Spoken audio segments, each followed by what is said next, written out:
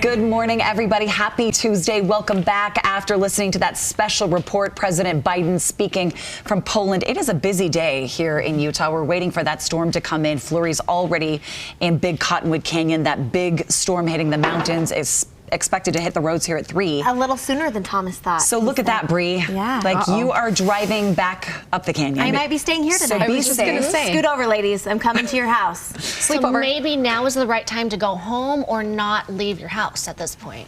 And just watch Good Things Utah. This couch is comfy. Stay cozy. I mean, you could just put your feet up. Yes. It is. Be careful driving for the next 24 to 48 hours because that storm moving across our state. So from President Biden to President Jimmy Carter, news coming in over the weekend that he is now on hospice care, and he is receiving that care at his home in Georgia. He's 98 years old, and he is the oldest living U.S. president in history. Wow. At the age of 98. He has survived metastatic brain cancer, has faced a number of health scares over the last several years, including brain surgery after a fall in 2019. So after a series of short hospital stays, the announcement was that he has decided to spend his remaining time at home with family and receive hospice care instead of additional medical intervention, has the full support of his family and medical team. So what is hospice care? When I say that, I think a lot of people think you have days to live, but it can be months. It can be extended, It can be right? extended. This is about quality of life and making the decision to live the rest of your life how you want it. And it's still that quality and that comfort level that you want. You can either do that in your home, and it has varied and it has changed through the years, either in the hospital or in a facility or at home. And obviously President Carter has chosen home to be most comfortable. Yeah, oftentimes you're choosing your home over a facility or a hospital, and that's what he is doing.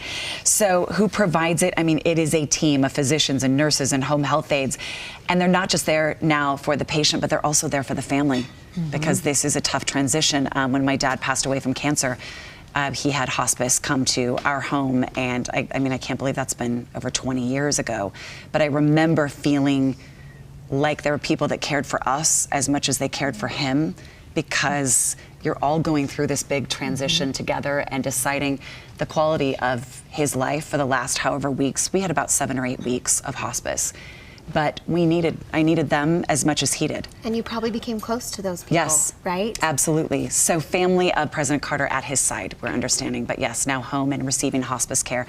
I didn't realize he was 98 now. Yeah. His big smile stood out to me. His smile on those Right? videos. He has an infectious smile. Yeah. Just a remarkable life, 98 years old, and he's known more for after his presidency because he did so much for our nation after the fact. Negotiations, so many things that he was able to accomplish.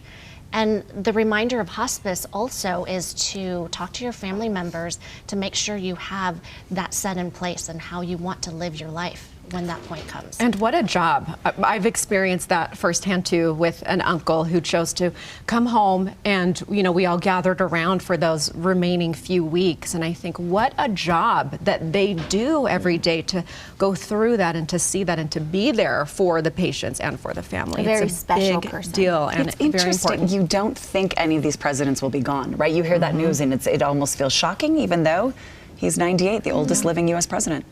What a long and full life. Okay, I wanted to dive into this. This is something that I've been thinking about a lot lately. We've heard this story before. This couple says, we're going to move out of our home. We're going to sell all of our things. We're downsizing. We're streamlining. We're going to do van life, basically. We're going to live in something we can travel around in and really learn the cost of things. So it took them about a year to get rid of all their belongings. They had to keep going through and refining, going through, finally got everything sold and said, this is just stuff.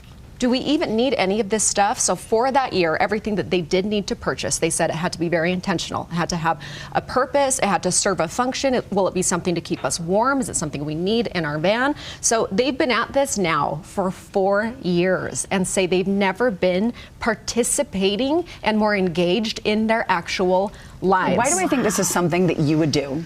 Like when she's talking, because you thought about this, you wanted to just drive across the country and do that with your children, and then they got into life and it was a little tougher to balance all the activities. I think the dream of it and the thought of it is so appealing, and to really pull yourself out of the muck of things, right? There's too much. The reality of it is really difficult. We actually tried it as a family, and we did 3 months in the RV. And there were a lot of ups and downs, but I will say it did do that. It did make us more present. We were more aware of the things that mattered and the things that didn't. But with 3 kids, I mean, you do need things for those kids. It's hard, but I do think that it is something to think about for all I of also us. need space from you.